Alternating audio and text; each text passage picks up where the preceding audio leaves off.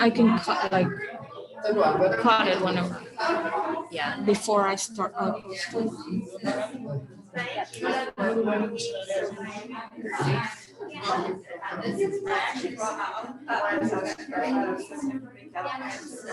No. They brought and it has been washed and it's clean. But,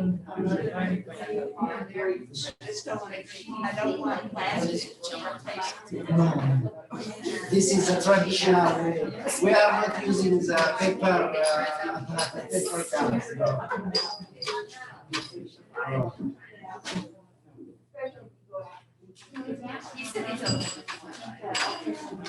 Huh? Yes, yes. Oh, if you like to, so would you like to have me?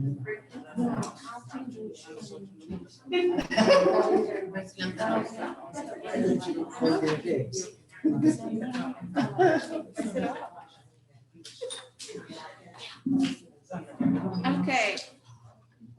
Where is the guy who's speaking on the house? I don't think so. Welcome everybody and thank you for coming to the library. We are very happy this morning. This is our first program in a long time. So we're very excited and this is Hermes. We're gonna have the Ethiopian coffee ceremony. Thank you.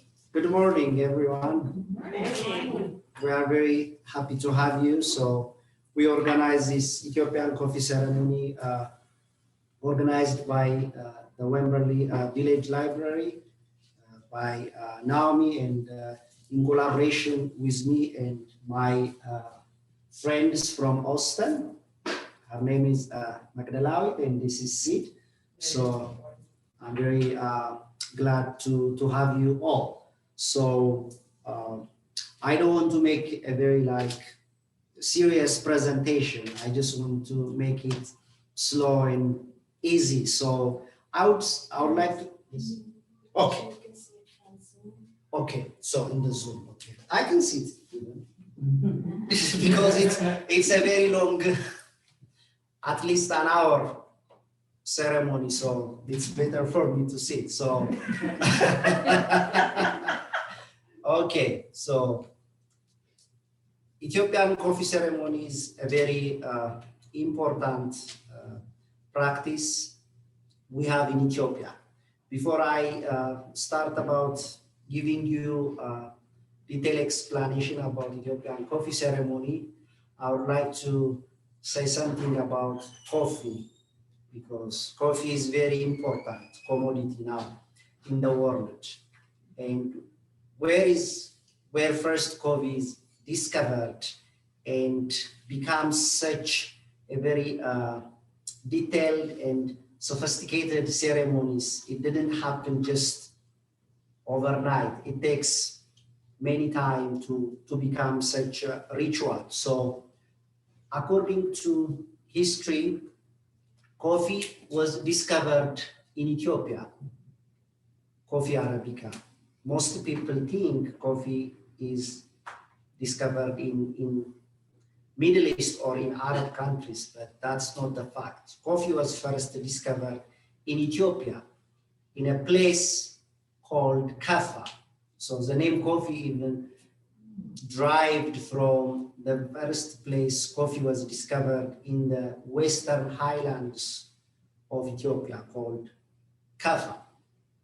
So the story goes like this. There was a herdman, a guy who is looking after his goats, and one day the goats are acting very strange and weird, and he doesn't know what happened to my goats. So of course he's spending most of his time with them, so he's following them. They were eating a berry from this plant. Coffee is actually not a big tree or small, it's like a shrub. It grows naturally in Ethiopia.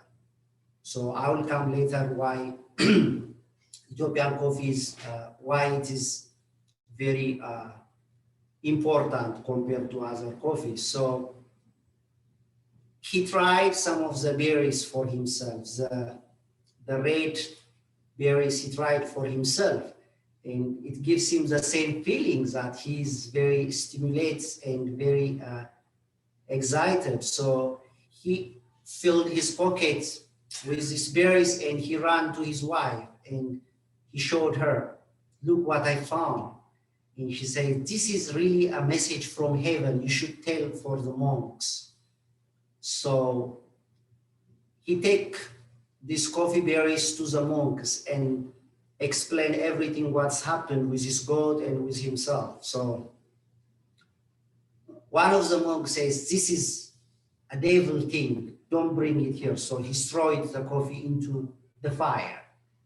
So the fire, when the coffee beans are thrown, flip into the fire, they start to roast and they start to smell a very fragrant aroma. And now they get attention, you know, the monks say, wow, this is a very sweet, fragrant flavor. So let's use it. So they start to develop, to use it, to brew it, because we have still peoples in some parts of Ethiopia that they grind the coffee and mix it with clarified butter and they ate it. So another source about coffee, they said it has been used even much earlier to the 5th century because coffee is a very stimulant berry. So during a very hard, long journeys and hard work, people are using animal fat or butter to stick it as a ball and they hold it in their mouths. So it gives them to be awake. But after it was introduced in the monastery, the monks needs to stay awake during a long nocturnal devotion time. So they start to use coffee. So that's how coffee is becoming a very important drink. Then it takes at least 1,000 centuries to come here to the United States. First coffee, after it was discovered from Ethiopia, merchants from the Arabian area took it. So the name Coffee Arabica is, in the world we have two major coffee, as you know, Coffee Arabica and Coffee Robusta. But when the coffee was introduced to the rest of the world, it was using the Arabian trade route. That's why it is named after Coffee Arabica. After Ethiopia, the coffee reached first to Yemen. And it was first arrived in the port of Mocha. That's why the name Mocha is used interchangeably as coffee. Then from the Yemen, it was introduced to Far East, to India, Sri Lanka, and Indonesia. Then it was introduced to Europe. So coffee is not coming to the Caribbean, that is Jamaica or even Hawaii till the 1800s. And so it was introduced by the British and France to their territory during the 1800s and finally to Brazil. But now Brazil is #1 coffee producing country in the world. Ethiopia is #5 in the world producing coffee Arabica. And why is Ethiopian coffee very important, or everyone prefer to have Ethiopian coffee, is because of the taste. And coffee is growing in nature, in the forest, because coffee needs a specific environment to grow and to have the flavor. So Ethiopia produces coffee in 4 major districts or provinces. So we have the best coffees from Sidama, which is south central part of the country. And we have coffee in the east from Harar. And we have coffees from Kaffa region, which is Limugannet. So when we see how coffee is introduced to now the biggest producing country like Brazil, Vietnam, they created the environment to grow coffee. When you see in Ethiopia, it is already there and it grows in the forest. And coffee plant needs a very attentive attention. You have to take care of the plant. So in Ethiopia, directly and indirectly, around 12 million people are relying in coffee. So the country, I would say 35% export is coffee. So coffee is a cash crop in Ethiopia and very important in economy perspective. So if I say this, I arrange a kind of question here, or kind of facts about Ethiopian coffee, or in general about interesting facts about Ethiopian coffee you should know. One is coffee is an important aspect of Ethiopian culture. It is very important because whenever a guest coming, or even in our family, we make coffees, I would say, at least once in a day, and it is a very long process. Here you have your coffee powder, you use the machine, it's just 5 minutes. But in Ethiopia, the coffee ceremony starts from washing the raw coffee beans, roasting, grinding, using a traditional mortar and pestle, and boil it in this special pottery called jabana to the drink. So as she starts making the coffee ceremony, I will explain each and every steps. Yeah. So we start from. Okay. So where is the coffee? Okay. We can show them. It's okay. So she has to go and wash the coffee beans, huh? Wash all the way. That we're just gonna rinse it. Until yeah, I think it's better. You sit here. I'll bring a bowl.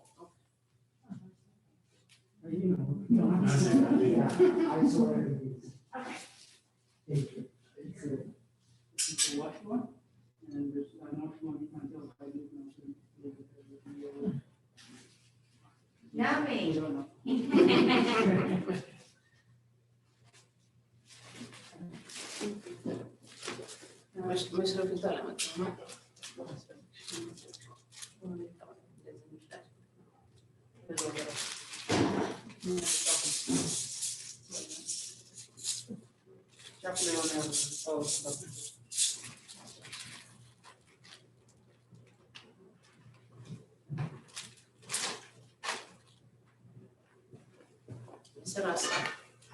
Jetzt schnell.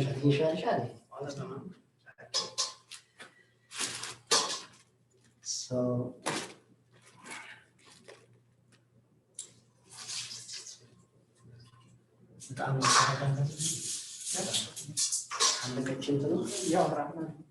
ችግር የለም።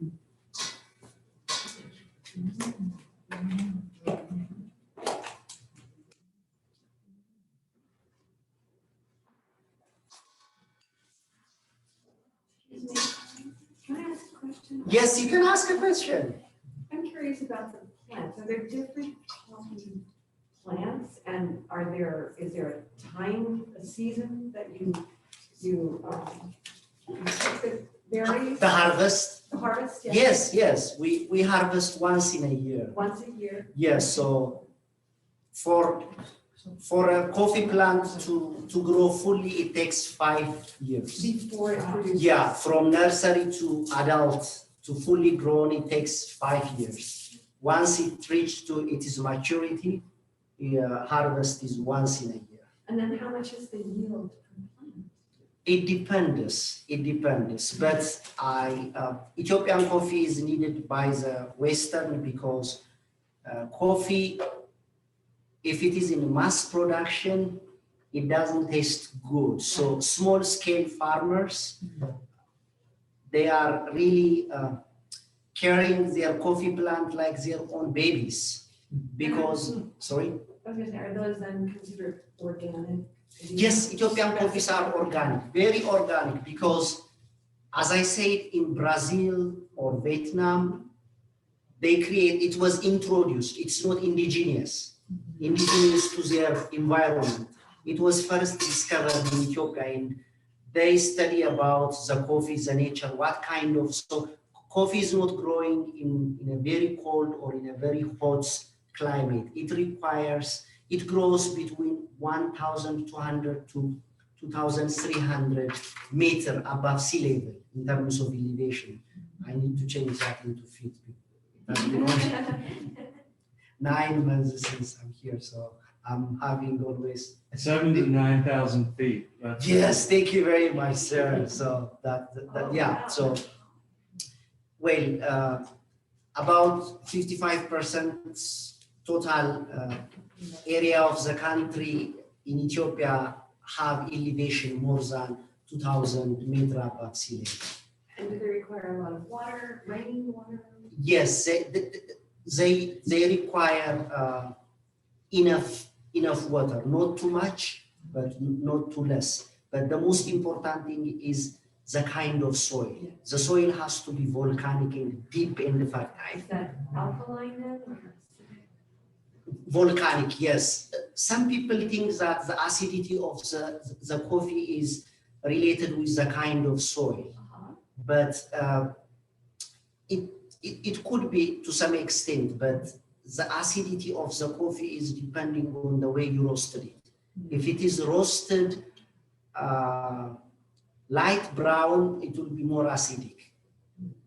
And if it is, it has to be, she will show you. So the quality, the taste of the coffee is based on the roast. It has to be evenly roasted, not too dark, not too brown, but in medium, where it has kind of oily essential oils.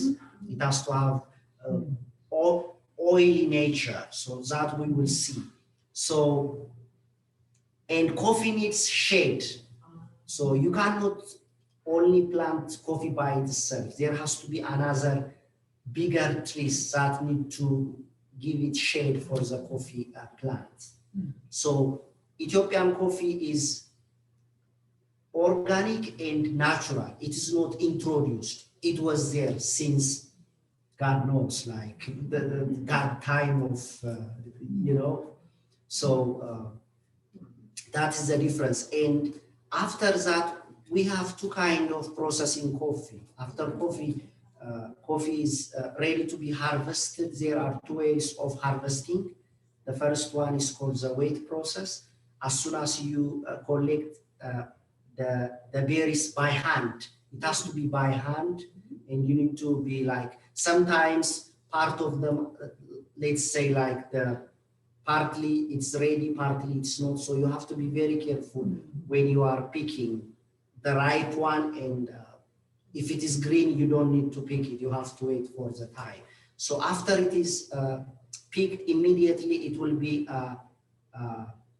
the skin has to be peeled or removed, and they need to be washed, and they have to dry naturally with the sun, not in a Food dryer or something. in a process or something, because everything is natural. That makes Ethiopian coffee to be highly demand all over the world. So it's in till 2008, there was no commodity exchange in Ethiopia. So different coffees were coming to the market and they are mixing. So roasters and importers here in America or in Japan. So we export about 45% of our coffee production worldwide, and we drink a lot of coffee. 55% is local consumption. So our first market is Europe, followed by Japan, then the United States. So Ethiopian coffee is very high demand in European markets as well as in Japan, then here in the United States. So if you have any question, please. Espresso. How does espresso come about? Is it roasted longer? Espresso is, I think it's the machine. It's in Italy. Yeah. It's in the beginning of, we are also very good in making espresso and macchiato in Ethiopia because it was first an Italian entrepreneur who invented the espresso machine. So espresso is with high temperature and pressure. So espresso is more bitter because it uses high pressure and temperature to extract the coffee from the coffee powder. And the other important thing is how you grind your coffee. So sometimes like Nescafe or this chain coffee shops are grind the coffee very fine. That's not right. The coffee need to be coarsely. It should not be fine, it has to be coarse because that allows the water to extract the flavor of the coffee. But if it is too fine, it doesn't have the ability to bring the flavor of the coffee powder. So before you came, we made this. So this is not for the presentation. This is always how we made coffee ceremonies. Of course, maybe the coffee box is much bigger in too many cups, but it might be smaller size, but this is all the same thing. We have incense. So I'm sure you are familiar with incense and myrrh. So myrrh and incense, we have a large potential of myrrh and incense. And according to the Bible, one of the wise men who brought myrrh and incense during the birth of Jesus Christ is from Ethiopia, Ethiopian king Balthazar. So one brought myrrh, incense, gold. So we yes. We call it myrrh. Myrrh. Right. Sorry, myrrh.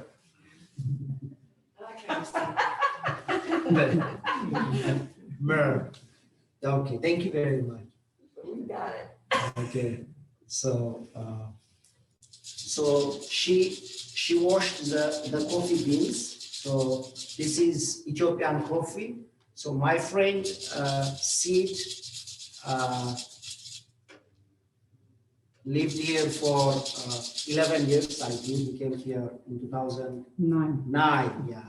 So he has Ethiopian market in Austin, in North Lamar. So he has Ethiopian mart where we can find Ethiopian coffee or incense. So that's how we are able to organize this presentation.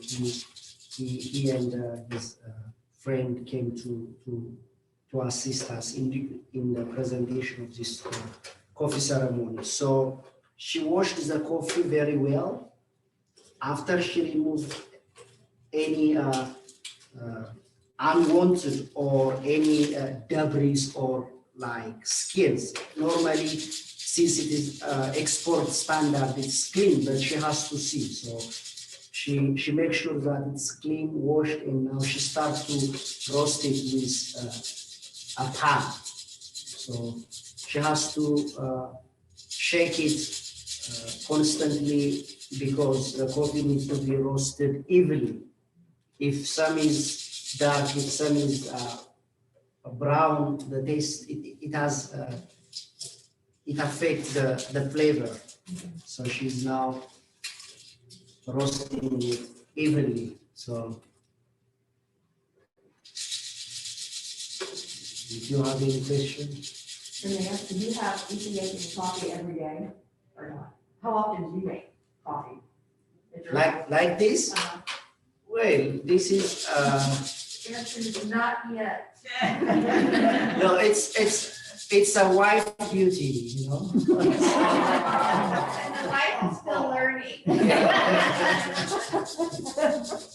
So, yeah, so I make coffee every morning, but the modern way we have the coffee maker, so that, but we use Ethiopian coffee most of the time. So, If you get the coffee from the Ethiopian store, is it always unroasted? well, there is a roasted. Yeah, if you like, you can buy a roasted one. But if we are making Ethiopian, because coffee ceremony is not only drinking, it's a very significant social gathering where we talked about politics, current affairs, and wives are gossiping a little bit. So, like, you know, coffee is very important. I mean, like, not a negative gossip, but like what's new, what's happening. So coffee is very important. Even in the Middle East, they call it the wisdom scoop, because it's in the coffee bars where people are coming and sharing their different perspectives of their politics, economy, or current affairs.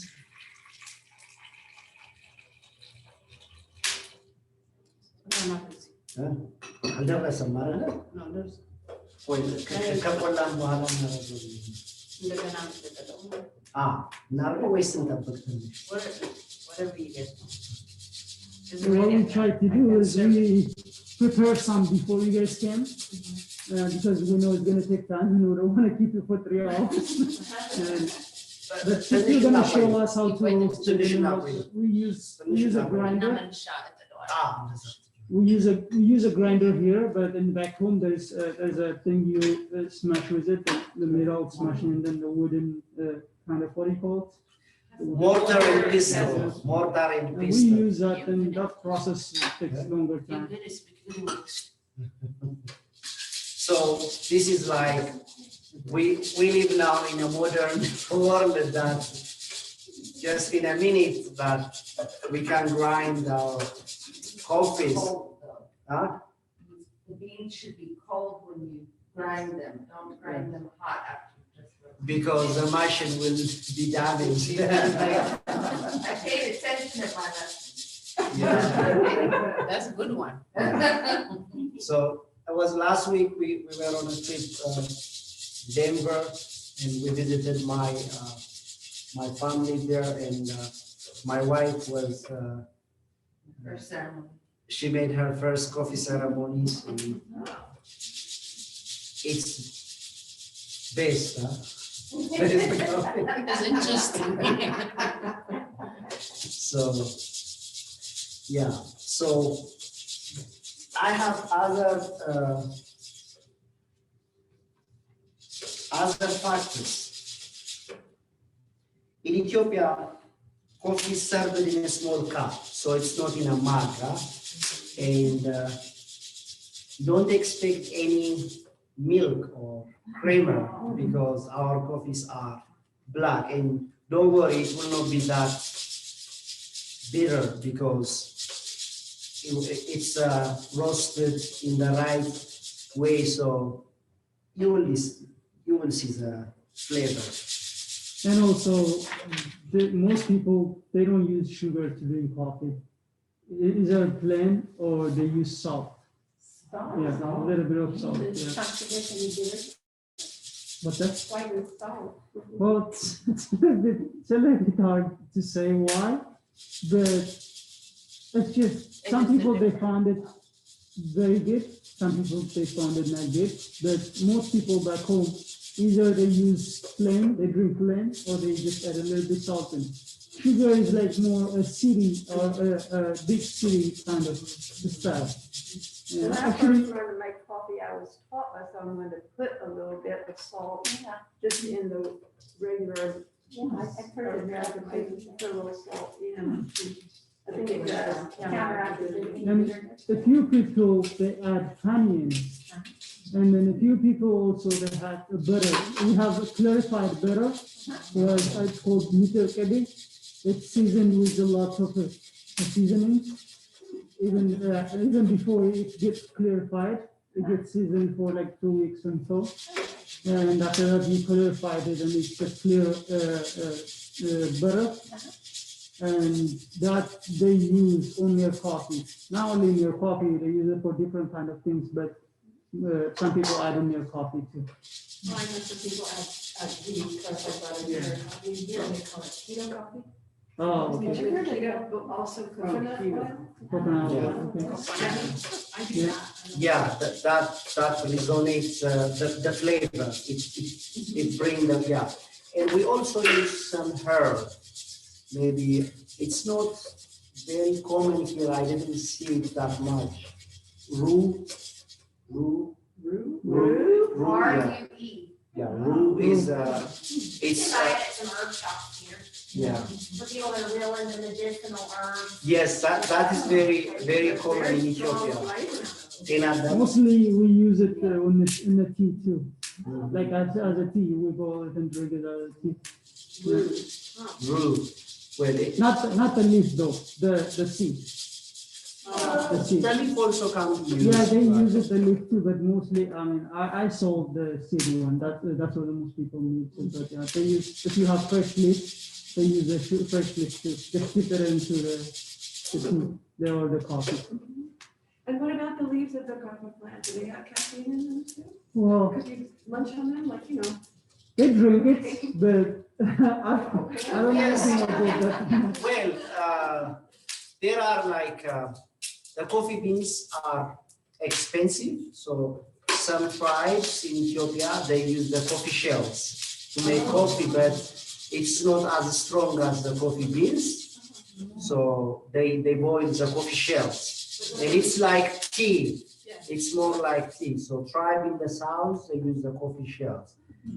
They're very sweet if you eat it. Yeah. If you just, even I used to, when I was a kid, I used to just put the fruits, the fresh fruits before they dry, and just like kind of gobble in my mouth and eat the leaves, the cover, and just spit out the coffee. It's like Yeah, I our used to do that, candy. yeah. It's very sweet. As a kid, we're not allowed to drink coffee or anything, but fruits, we can just eat it, just a shell only. It has some water things, so before it dries, it's kind of a fruit. You just spit out the seed. And then you do that. Yeah, so I'm sure you are familiar with the importance or benefits of coffee based on science. So here I have around 13 benefits of coffee, which is confirmed by scientific benefits of coffee. One is it can improve energy level and make you smarter. That's why Ethiopians are smarter.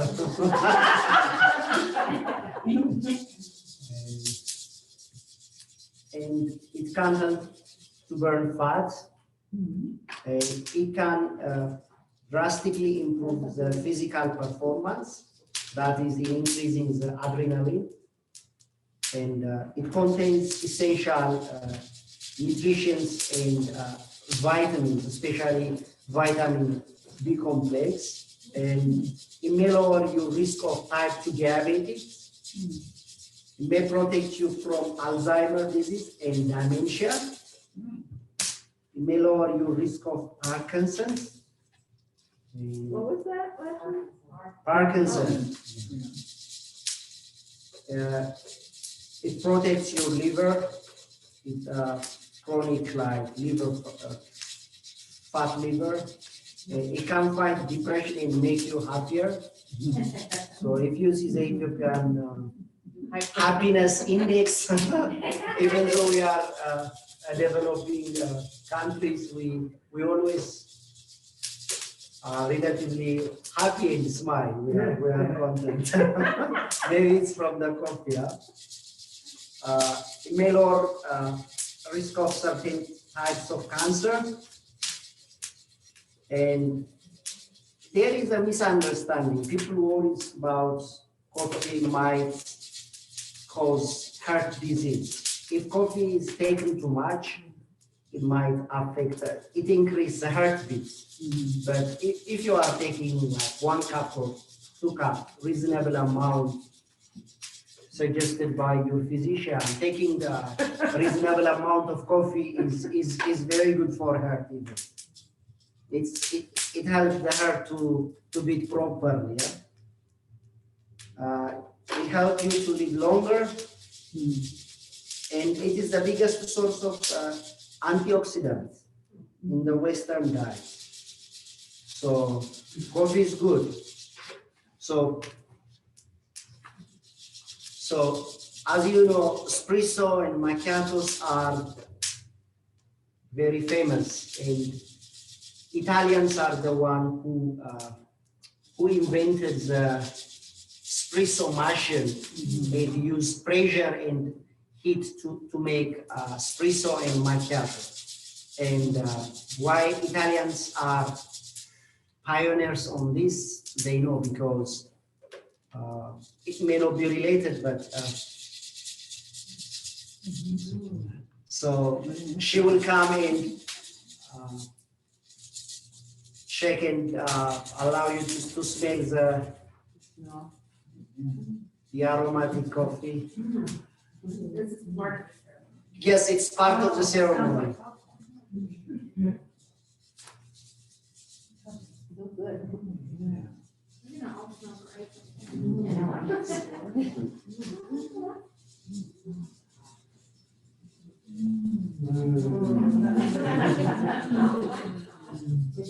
You see, it is very shiny because of the essential oil in it. Yes. Use your And And one thing I'll tell you is you cannot drink a coffee by yourself because your neighbor's gonna smell it.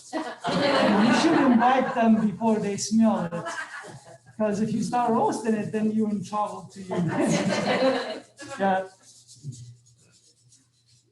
Can you talk about your marketplace that you have? Yeah, I do have like a small store in North Austin. Mostly, pretty much 95% of my customers, the Ethiopian community, and Eritreans and some Somalians, ironically Kenyans too. What I sell is spices and seasonings I get from back home. And also, most thing I sell is fresh meat. I sell fresh meat, like I get from the local farmers. Okay. And sometimes I'm struggling to get some meat I want, because the meat we eat back home is a little bit different than this one. By buying some of the meat from the local farmers, I get that kind of quality meat I want, instead of buying from the big plants, like the meat plants. Because the way the meat tastes is totally different than what I buy in HEBs and something. Yeah. And also the colors and the fatness color too. You can't tell once if you eat it or if you see it, you can't tell. Next time you buy meat. And the other thing I sell is cake flour, which is it's one of big thing for Ethiopian food, because it's like a bread for every single meal we have. Bread flour. Yeah, it's a cake flour. We make bread of it. It's called injera. Injera is kind of fluffier, spongier, and sour taste of bread. It can get bigger than, as we'll say, this shirt, this size. Wow. And yeah, so cool. It's like tortilla, but it's bigger size. Is it wheat though? It's teff. It's called, it's unique grain. It's very ancient and small seed of grape TAFF. and it has, I don't know Say that it again, much. what do you call it? Tef, Right. T-E-F-F. Yes. And like, I'll show you a picture of me and Yermias before I came here. And you can tell I don't even have any fat. He doesn't even have any fat in our body. Because we eat a lot of injera, but we don't really gain weight. If you eat a lot of bread, any kind of bread here, you gain weight very fast. Oh, yes. But Also, tef is very, injera is very, fermented. very good on nut things. It's a gluten free. And gluten free too. There's 4 of them. I saw this too. Before Corona, I have 2 locations, which is very smaller. Before Corona hits, I used to sell the whole Ethiopian restaurant food too, the vegetarians or the meats too. But now Corona is thinking to start over again. Yes, yes. But What is the name of your store? Salam International Marketing Company. Salam, as in salam? Yeah, S-E-L-A-M. S-E-L-A-M. Yes. If And you're interested, I can send you a link to that. Oh, okay. By Yeah. email. Yeah. That would be a nice word. And the other thing I'm interested in to do more, and I'm working on it too, the coffee. I sell coffee, Ethiopian coffee. Right now, only one type of coffee. I don't know if he's going to keep continuing explaining about coffees. Every region has his own coffee, Yeah. and it has different kind of flavors and different kind of taste, and also different kind of qualities too. Yes. I sell one of them because I don't have that much customer to have all Ethiopian coffee.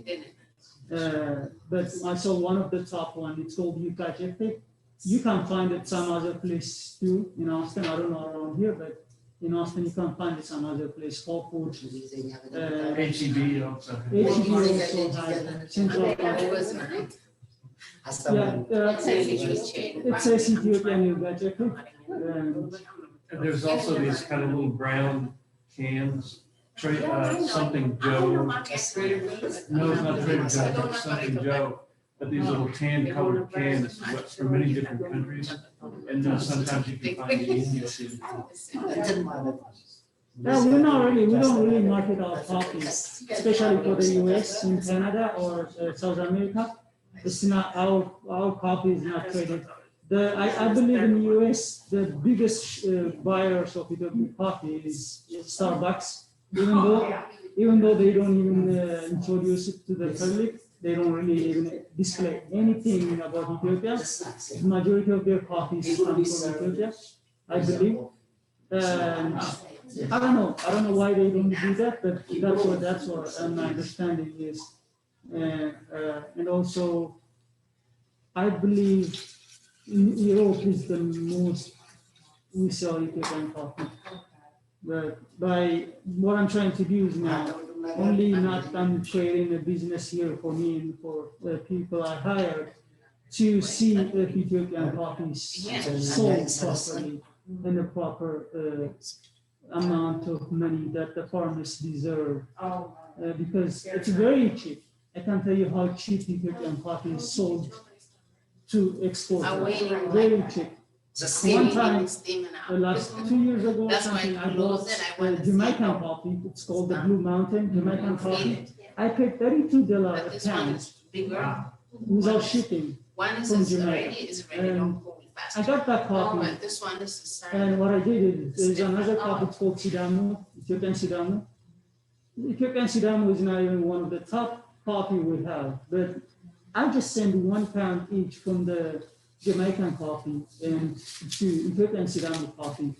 It's not even grade 1, actually grade 2 Sidamu Ethiopian coffee. I send it to the coffee coppers or the coffee scientists I believe in New York to do the comparison and also to test it the way coffee should be tested. The result come back. And I wasn't understanding the whole reading things, but there's a score at the end. The Jamaican coffee I bought, $32 a pound, it's 700. The Ethiopian coffee, the Sidamu grade 2, it becomes 84 from the 100. Like what I understand on that is, I was thinking to blend the two of them. And since Jamaican coffee is very expensive, by blending two of them, I will have my own mix of coffee that you sell in lower price, including Jamaican and Ethiopian. But why should I add better coffee to not better coffee more expensive price? And I changed my mind and I started doing that. ቡና ቁርስና ሲዝን It tells me that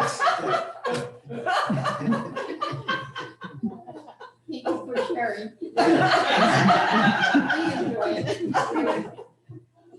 It's very good, but we also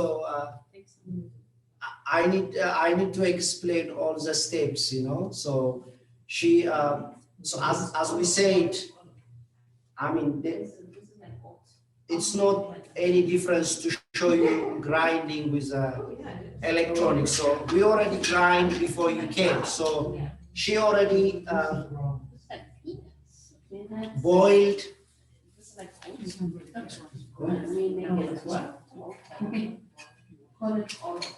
Mufcho?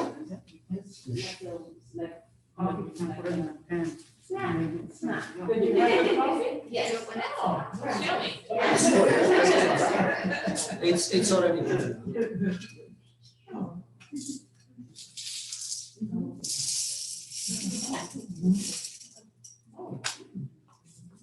That is Ethiopian traditional snack. We call it olo.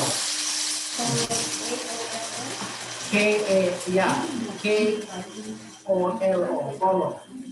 And it's barley, roasted barley and peanuts. It's very good with coffee or with your beer. Yeah, it's like.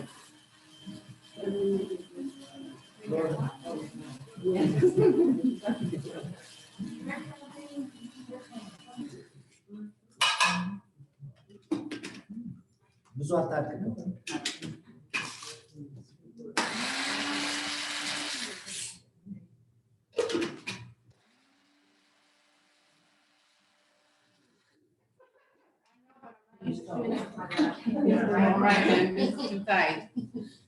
በግራቸው When ይቅርታ you do አድርጋለሁ። this at home, you have to use the mortar and pestle? No. You'll have to teach her how. That's his job. To teach what? The mortar and the pestle to grind the My coffee. sister-in-law, your mother does, Yes. his mother still uses. We have the electric, but Yeah. it's also a way of enjoying every minute. So you deliberately prolong the process. So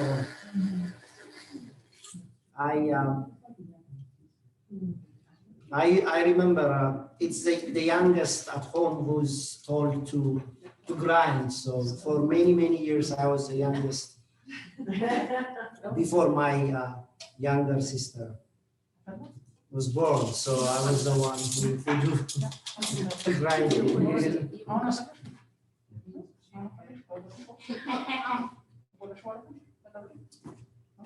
At Sid's Market, they also have these cups and the little pots, the barley, so. The Jevana,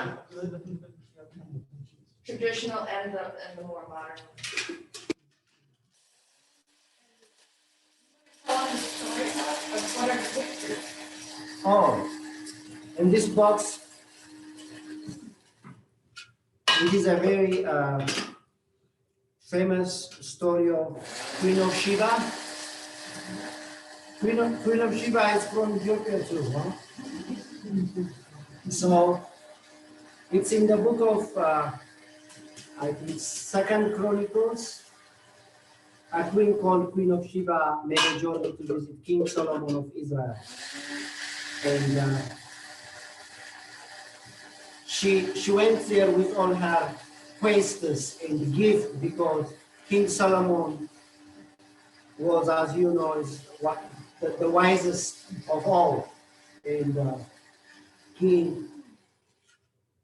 she met him, and he make a big banquet for her reception, receiving her. Of course, King Solomon, he fall in love with her because in the Bible, King Solomon has 700 wives and 300 concubines. So they have a son born from Queen Sheba and King Solomon. His name is King Solomon. He's the one who founded the Solomonic dynasty in Ethiopia. So from Menelik I to Ethiopia's last emperor Haile Selassie, there were about 239 emperor and empress ruling the Solomonic dynasty. That's how we have the Ethiopian Jews. So the only black Jew in the world are from Ethiopia, and most of them are airlifted in two operations, one called Operation Moses that was in 1980s, and in the beginning of 1990s, just before the collapse of communism in Ethiopia, there was a mission that the Israel government airlifted 14,000 Ethiopian Jews in 36 hours. It's called Operation Solomon. So that is the story showing in this box, the journey of Queen Sheba to visit King Solomon. So that is the relation between Ethiopia and Israel.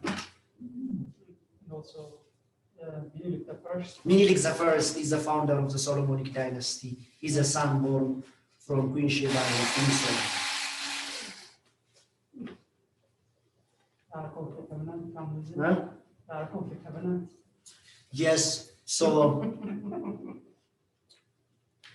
it has also a story of the original Ark of the Covenant. That is the 10 Commandments God gave for Moses in Mount Sinai.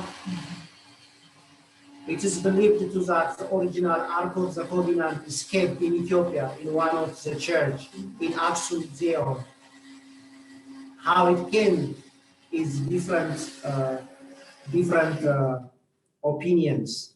One said, according to legend, when the son that is born from Queen Sheba and King Solomon, when he reached to maturity age of 20, the mother sent him back to his father. And after he's spending time with his father ordered him to establish a Solomonic dynasty in Ethiopia. So he sent him back with 1,000 people from the 12 tribes. And when they came back, they brought the original Ark of the Covenant. But according to archaeological findings and evidence, the original Ark of the Covenant came from the Temple of Solomon during 6th century BC, during the time of Babylon, when the temple was destroyed by the king of Babylon, Nebuchadnezzar. So when he destroyed the temple, one of the tribe called the Dan tribe took the original Ark of the Covenant, and they went down to Sudan, down to Egypt from Israel. Then they follow the Nile River. So the longest river in the world is the Blue Nile. It is originated from Ethiopia. So these Dan tribes follow the course of the Nile, and they came. And since then, the Ark of the Covenant is kept in Ethiopia, and there is only one guardian who is able to go inside, and he's a guardian.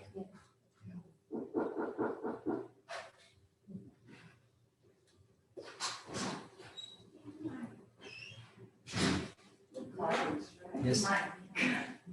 Might explain that it's a Christian nation. Yes, so Ethiopia is known as an island of Christian because most of our neighbor countries are Muslims.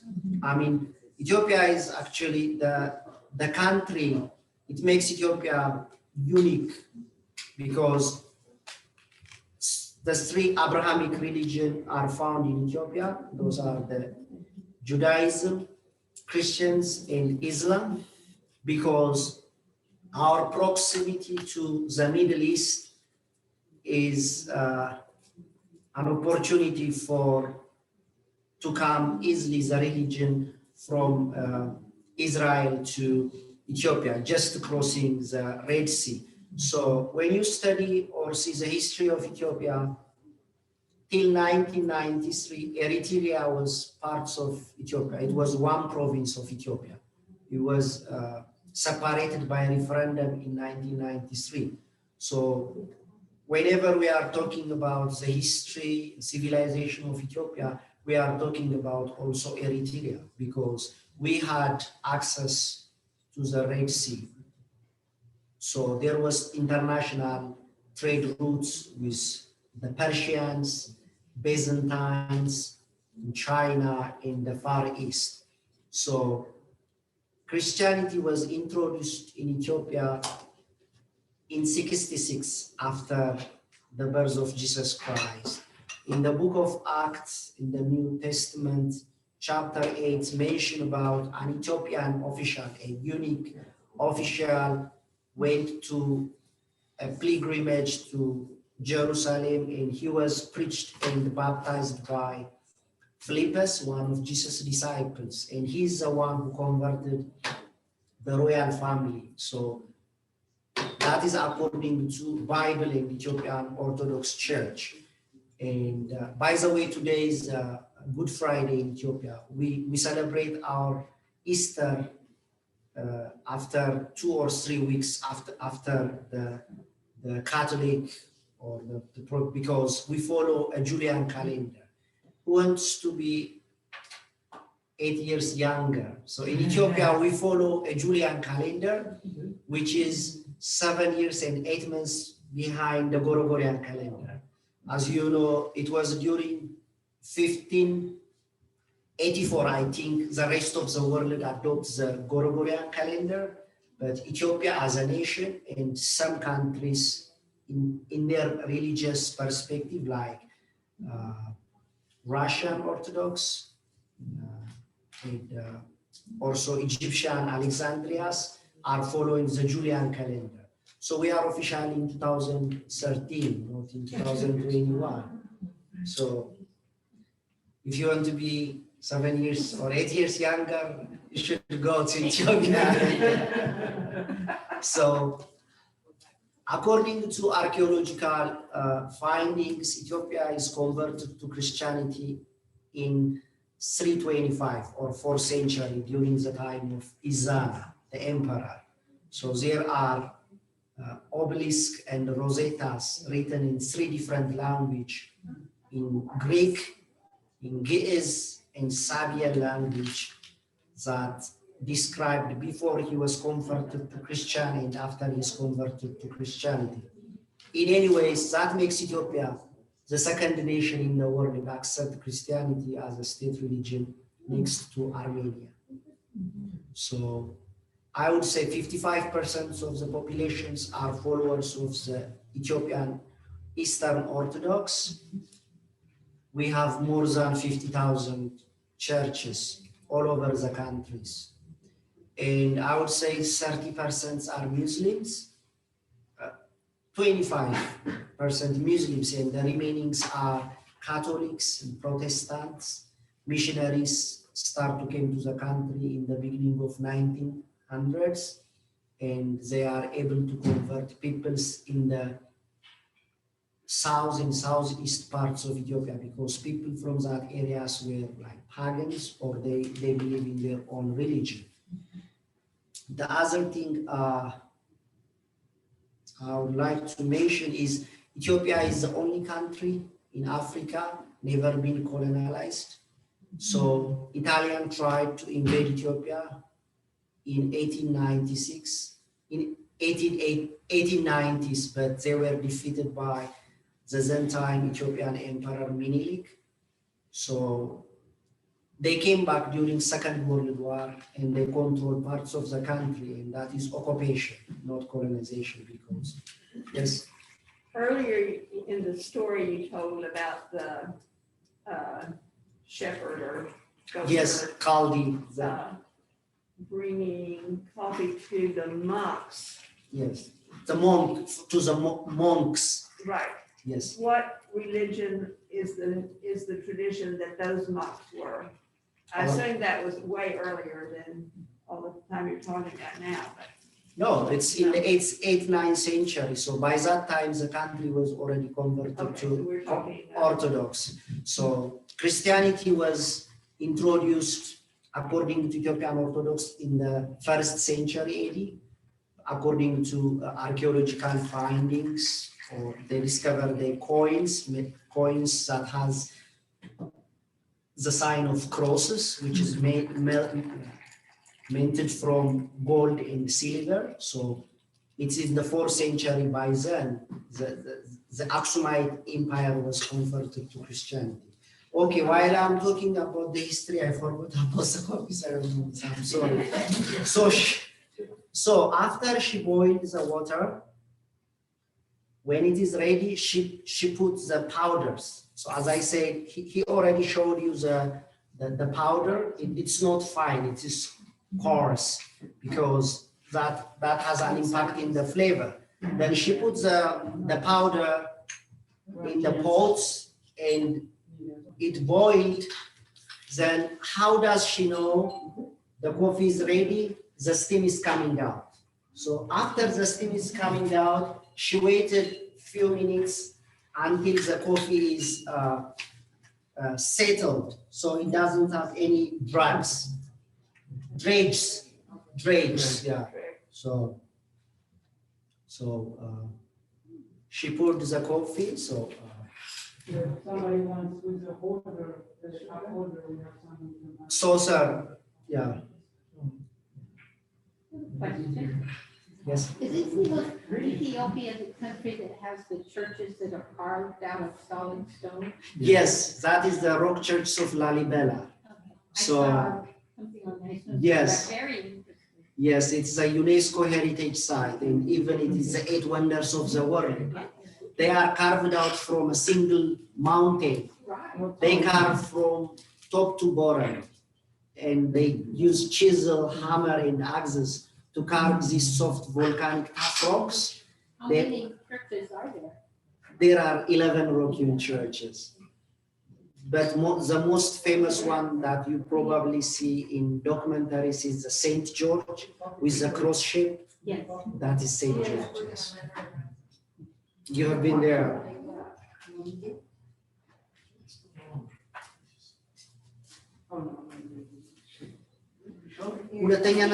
Yes. Yes, yes, of course.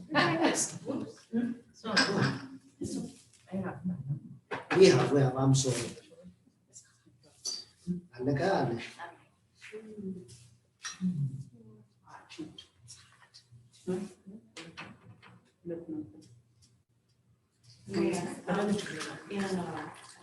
Israel and Jerusalem, I went to this the Holy Land. I know there was an Ethiopian. Their Sultan. Yeah, and it, it's like every day you had their presence there, there's Orthodox, like Yes. almost like bars and walking like they were. Yes, we have 2 churches inside the old Jerusalem. We have 2 churches there. Yes.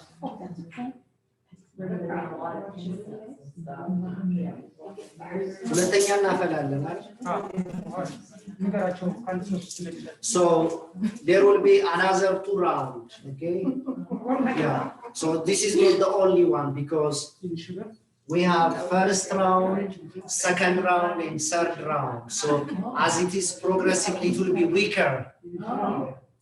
So if you want to transform spiritually, you have to drink the third round.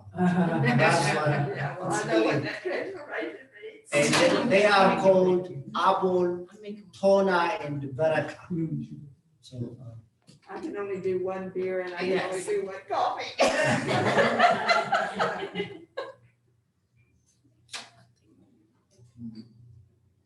Manali?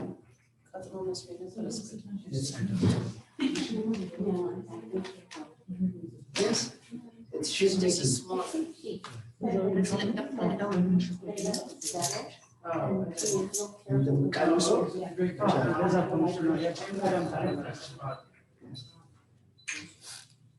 And also by boiling with the clay or the ceramic, it has a little bit different.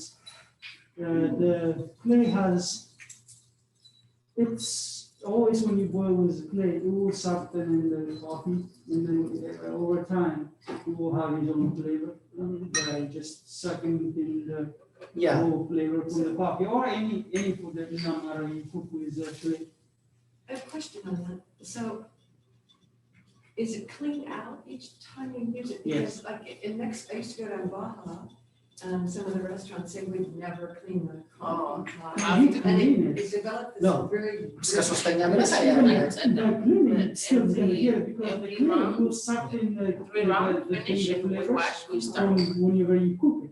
Either way, you're not gonna wash it off that flavor. Yeah. Yeah. No, that adds to it. I didn't know that why Mexican coffee tastes So it's really rich. It's, I mean, it was amazing the difference. Because- Yeah, I looked at the coffee pot, it's covered with. If you use over time using, it has a kind like, Yeah, when you see it, for example, let's forget about the coffee pot. Let's use the cooking pot. Whenever you see, I see it, it's clean, it's like smooth, but it's still just flavor or the stuff in the body of the season. Actually, even everything here is pretty much new except some of the cups she brought home. where is your stuff? Everything is new, even the clay is new. What I did is I gave it to her 3 days ago, the big one. I give it to her to start using it. Even though she's not drinking coffee or so, she's been boiling coffee for the last 2 days.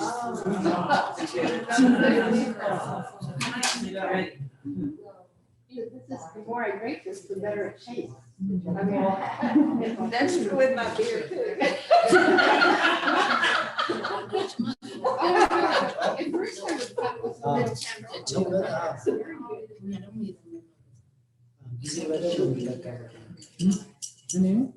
What kind of beer? Oh, I like the real ale, the real beer. I'm so sorry, but I do have a beer fairly often, but I can only drink one. Me too. Dance, and then also shall I guess.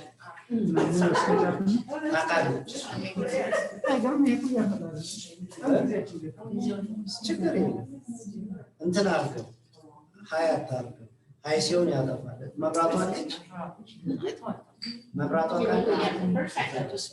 ችግር የለም እና ቁጭ በል።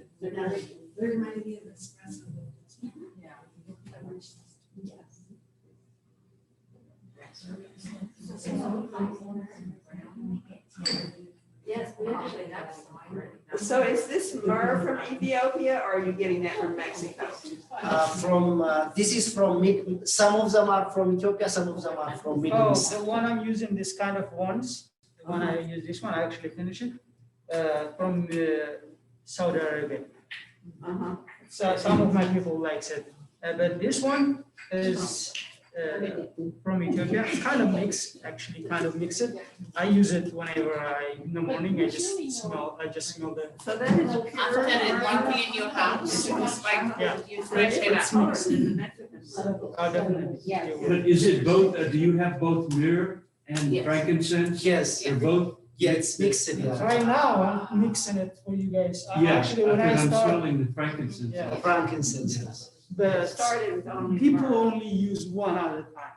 They use something. Some actually, they're whatever they like. Some people like the different kind of smells.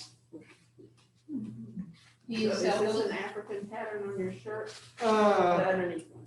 this one, Yeah. yes, that's more kind of reflects the Ethiopian flag, And I don't know, you might see Jamaican people wear this kind of things because they got that from Ethiopia. Yeah, but It's super sensitive. Oh, really?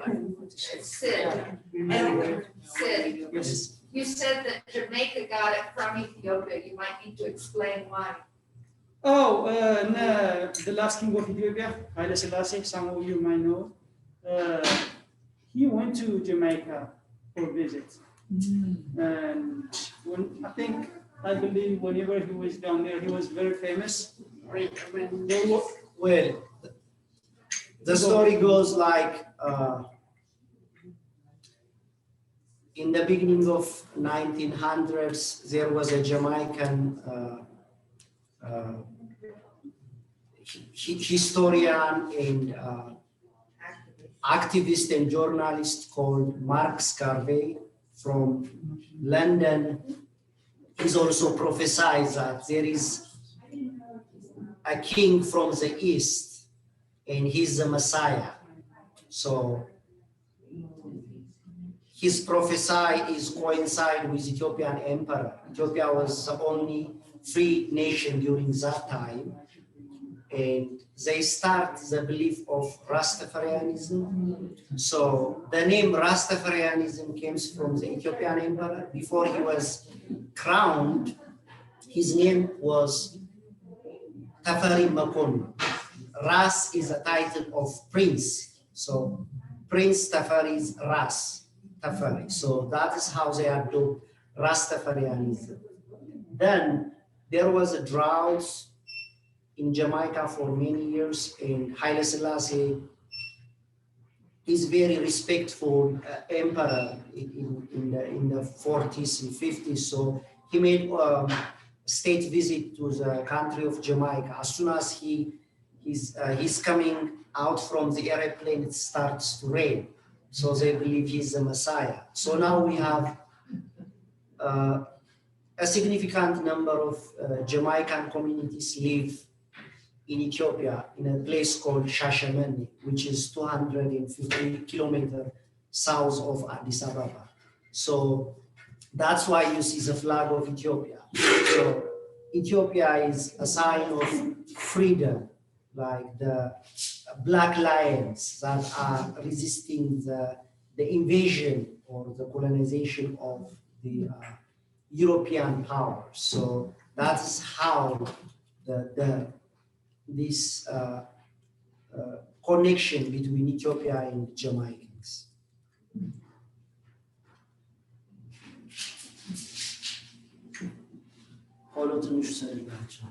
Second round is ready. We'll be ready soon at least.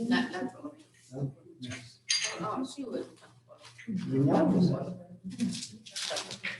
And is that woven basket from Yes, Ethiopia?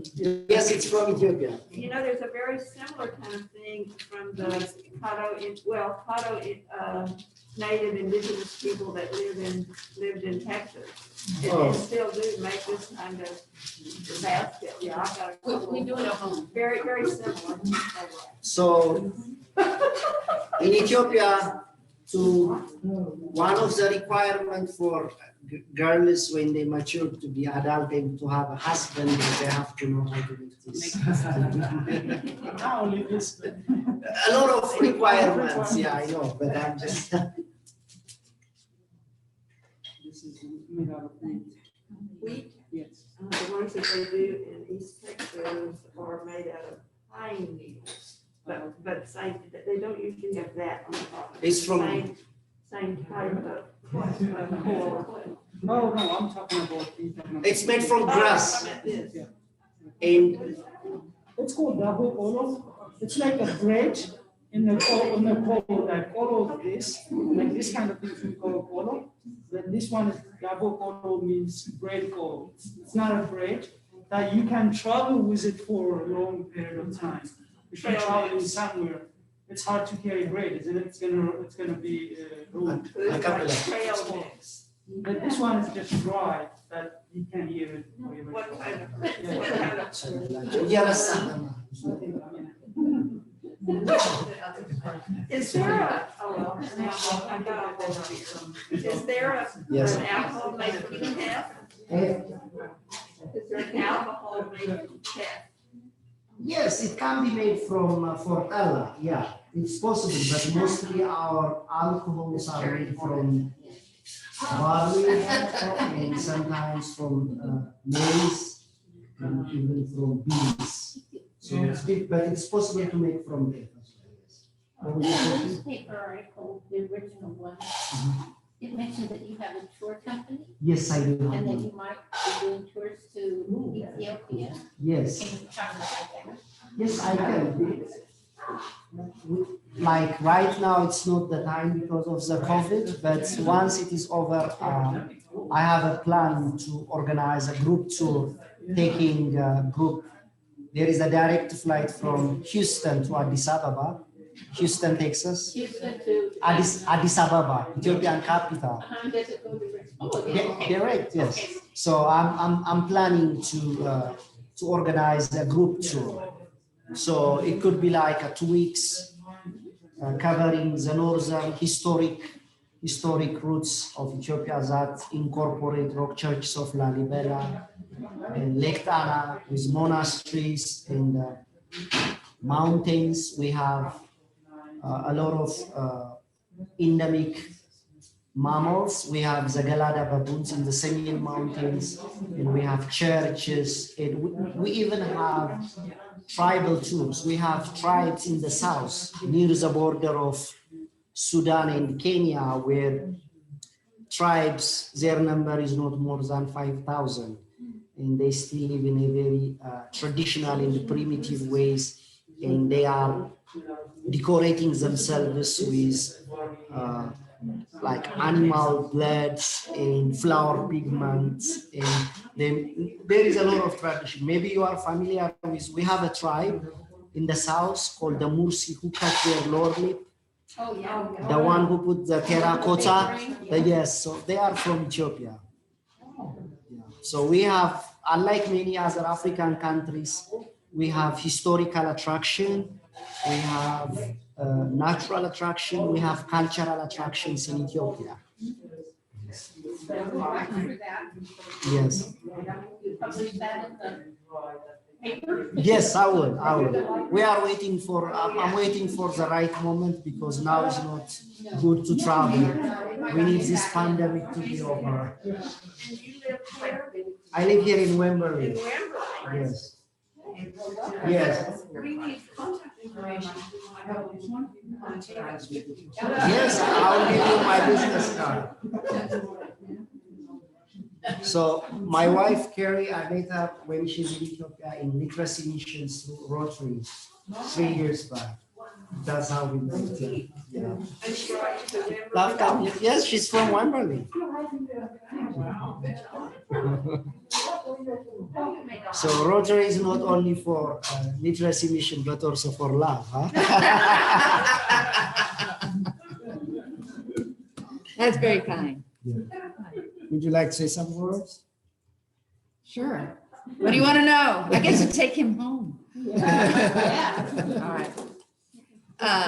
No, it's been a wonderful adventure. Rotary, certainly broadened my world in so many ways, but we worked with one of the former presidents here in Rotary in Wimberley was Sonia Davis. She was a resident here in Wimberley, adopted her son from Ethiopia, and then began a nonprofit called the Davis Moon Project. And the Davis Moon Project takes care of, should I move? Yeah. I'm sorry.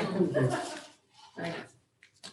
So, and the Davis Moon Project first started out taking care of a couple of different orphanages, one state-run and one private one in the capital city of Addis Ababa, and the other in a city to the south called Awassa that was private. And then the government made the decision to shut down international adoptions.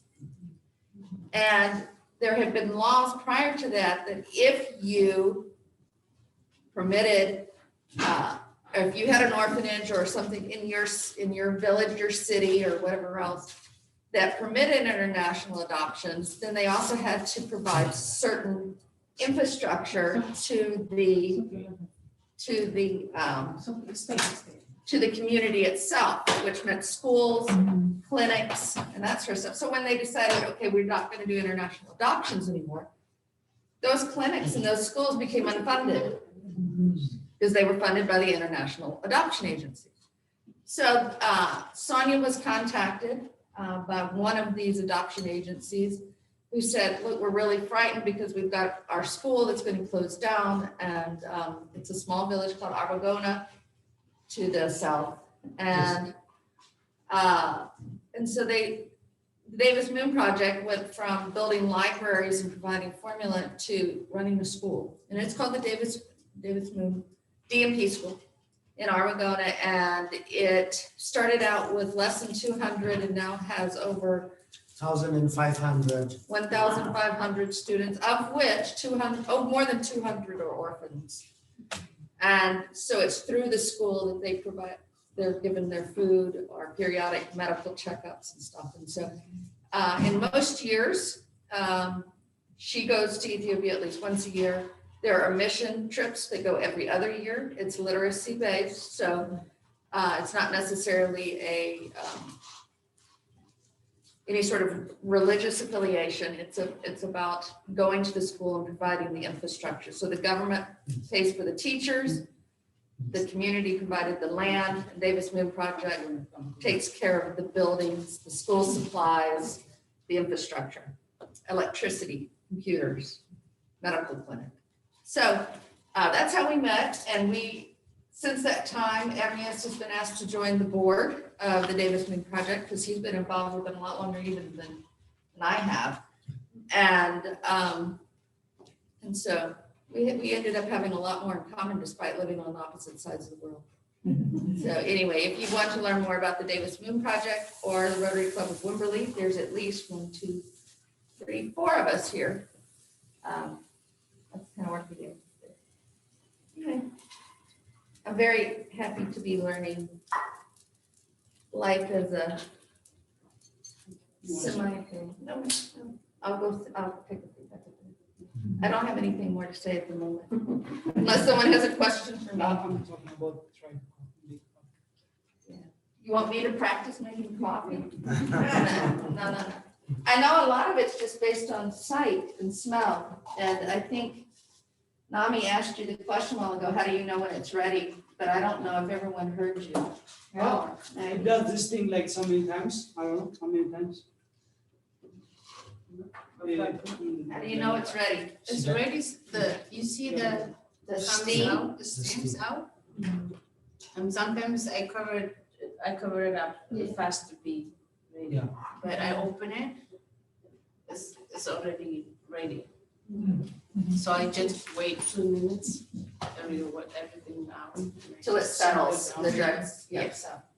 And so you made the coffee in the javana, Yeah, and you're just pouring it into the smaller because it's in order to heat it up. a little Yes. This is quicker too and big serve it. to it's too use. big for this one. Yeah. I didn't bring the smaller one.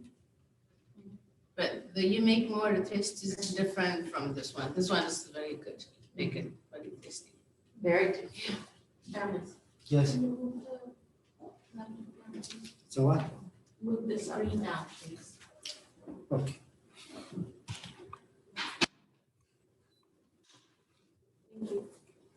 Carrie, I know you're involved with the foundation. Can you tell us a little bit about that? Oh, yes, Lord. I'm moving back on camera for that. Come on one.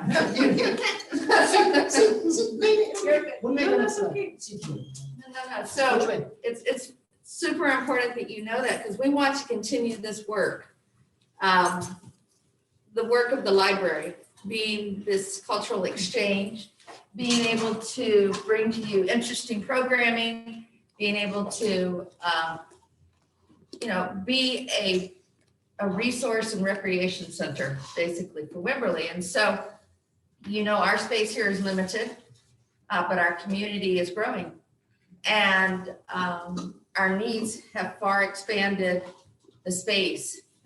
Before COVID, I don't know if you had opportunity to participate in these. This is very limited and we're using Zoom. But I've been in here when there's been 100, 120, 150 people and standing room only, and you can't see what's going on up here. And so they put together the Wimberley Village Library Foundation to start raising funds for an expansion.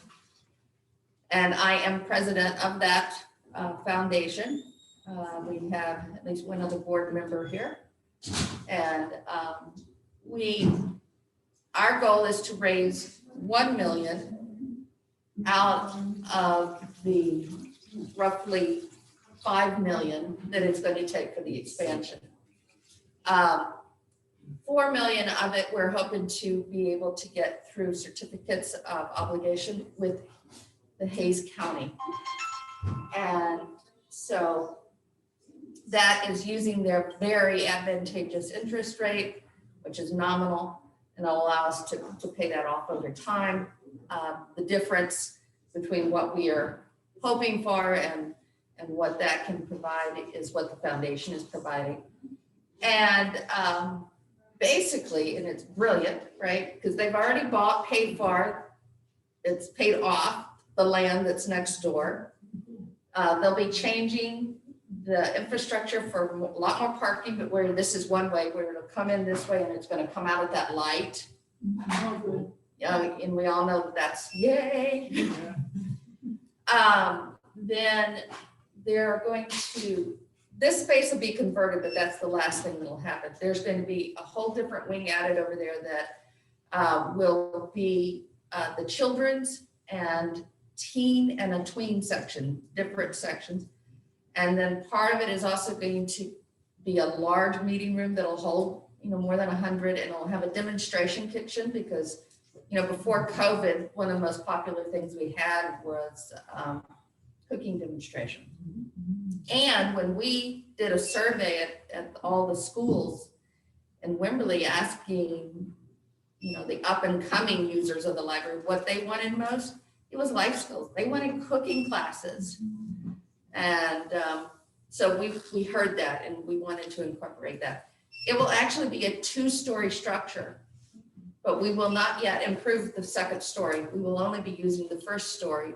And that way, if we ever need to expand further, the only thing we have to do really is dress out that upper and add an elevator in order to be compliant at that time. So there are packets and more information about that all on the website. It's really an amazing journey, and I think you will be thrilled with the results when we're able to get there. We're hoping to be able to break ground later this year. Great. Yeah. Any other questions about that? All right. Yay. Okay. Job security?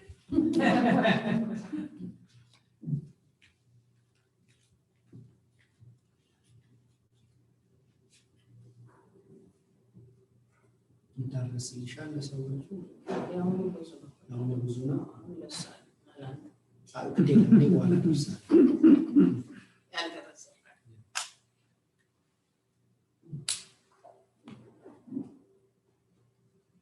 Well, thank you very much for your presentation. Thank you very much. And if you have any question, let me know, please. I hope you are enjoying it. Yeah, are you enjoying it? Second round is about to come, so who would like to have a second round coffee? Okay. Okay. I wanna see if there's a difference. You said it. Yes, it will be weaker. Yeah. It's weaker. Yes, because the first one is stronger, and as it is progressively, the second dessert will be weaker. Use the same ground. Yes, Yeah. she used the same. Yes. If you want to make more stronger, the second one, you add more powder in it. But usually they don't. They just need the time to be longer. Enjoy it. Thank you. Thank you so much. ትንሽዬ ቡና ሲኒ ገዝታለች።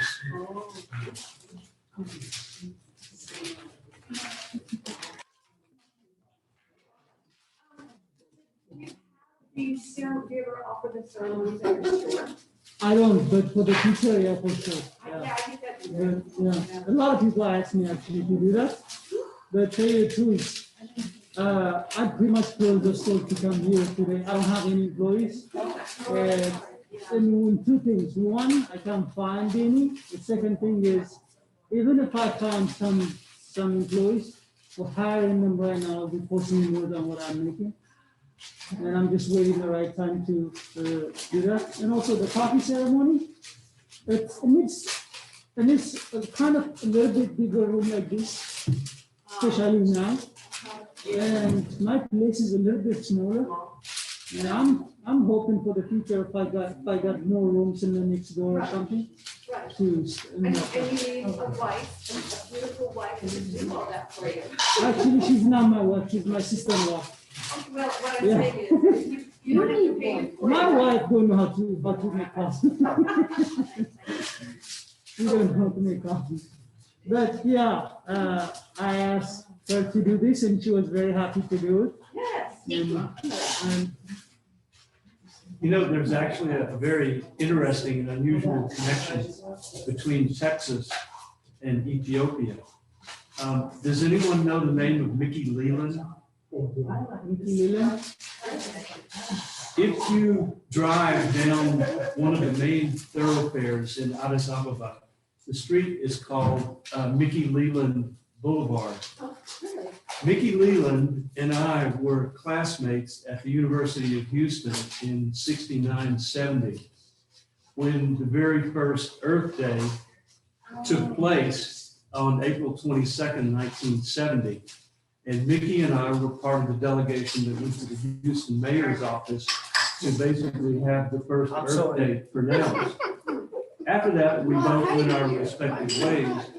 And Mickey was elected eventually to Congress in Washington, where he became the head of the Congressional Black Caucus and spoke passionately for the rights and the opportunities that he was advocating basically for Africa, and was head of that congressional delegation. And you may know the exact date, but I think it was probably in the 90s. He was on a mission to Ethiopia with the U.S. congressional larger delegation. And they were seeing some of the refugee sites and some of the rehab places there when his plane crashed and he was killed. And in honor of him, Ethiopia basically named this huge boulevard in Addis, Mickey Leland Boulevard. Yeah, I know That's who that's named for. So this was of a really amazing Texan. He was also one of the he along with Barbara Jordan and others were among the early Black leaders coming out of Texas that actually got into Congress. So he was a very important figure historically. I know the strip.